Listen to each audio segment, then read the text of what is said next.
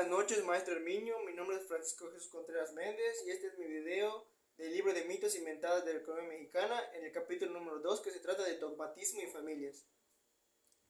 En este capítulo se nos hace énfasis en el Consenso de Washington, que ya había sido mencionado en el capítulo anterior, que se nos repite que los fundamentos de este no son siempre respetados por las grandes potencias económicas, puesto que no representan un beneficio en su implementación hacia donde quieren ellos que se les lleve su economía. Se nos habla del milagro asiático económico que se dio en el país de Tailandia, ya que este país de estar en 1960 en extrema pobreza, ganando sus ciudadanos menos de $5 al mes, me parece, lograron llegar a un nivel de 18% de pobreza, menos de 18% de pobreza para 2005 y darle trabajo a más de 3 mil millones de personas. Esto se logró fundamentalmente violando las normas establecidas en la teoría neoclásica de la economía, algo que a muchas personas les sorprendería, puesto que esta nación tuvo una tendencia a usar el Estado como un medio para que sus empresas pudieran resurgir económicamente, cosa que viola el fundamento de la sana competencia, puesto que dice que no puede haber ninguna entidad interventoria en el proceso de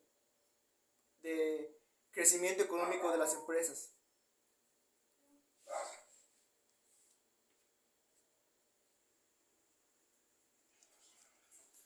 La razón por la que Tailandia violó las normas de la teoría neoclásica y tuvo éxito se debe a que cada país depende de su cultura para el funcionamiento de su economía. En la historia de la economía se nos menciona en el libro que básicamente se debe al esfuerzo y el trabajo de los ciudadanos, puesto que y entonces la cultura de estos es fundamental conocerla para que se pueda entender por qué un país o cómo un país puede crecer económicamente. Por lo tanto, si cualquier estudioso de la economía quiere saber cuáles son las leyes y normas necesarias para que dicho país pueda crecer, pueda tener un Producto Interno Bruto adecuado, pues es necesario definir la cultura de ese país. La cultura del país del que se está estudiando nos da dos factores necesarios para saber qué métodos utilizar. Una es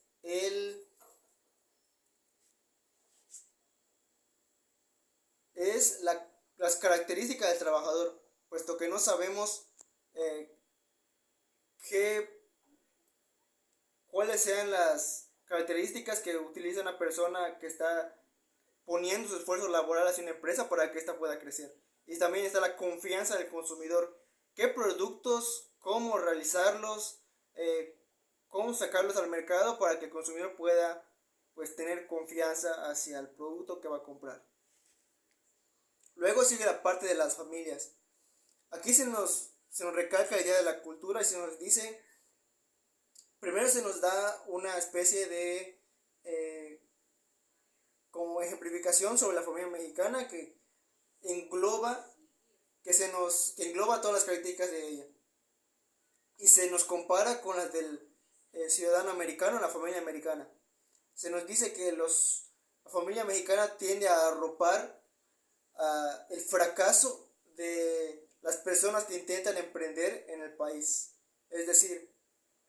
en el caso dado que una persona como yo o como mis compañeros de clase tengan la iniciativa de emprender y estos tengan un fracaso, pues tienen a papá, mamá, abuelos, tíos, hermanos que van a arroparlo y que van a apapacharlo prácticamente de su fracaso. Y esto, si bien da un poco de seguridad, la familia es igual a seguridad, nos recalca el libro, también representa una mente corta a la hora de emprender. Por lo tanto, es una especie de estancamiento en cuanto al intento de salir adelante económicamente en el país. y a comparación de la familia americana, esta tiende a, en lugar de darle una especie de apoyo, No, sino que tienden a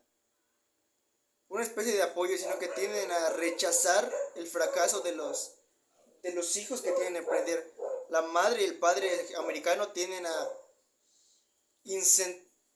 incentivar a, a sus hijos primero a alejarse de la familia, es decir, dejar de ser dependientes de ella y a salir al mundo a correr riesgo. La familia como significa seguridad, también significa poco riesgo, puesto que estar dentro del núcleo familiar tiende a pues mantener estancados el talento en un cierto lugar. Ya que los mexicanos tenemos la tendencia a, como cualquier persona, a ser muy cercanos a nuestra familia, por lo tanto tememos alejarnos de ella. Se nos hace énfasis en las personas, los padres y las madres que se van de México a Estados Unidos a pasar años o décadas en el país intentando buscar una oportunidad de trabajo y dejando prácticamente atrás todo, es decir, corriendo riesgos, dejando años de vida que dedicaron a tal vez una casa que tengan en México, tal vez dejando ahí a su familia. eh, y aunque es algo hasta cierto punto común, no todos los mexicanos obviamente nos atreveríamos a hacer eso.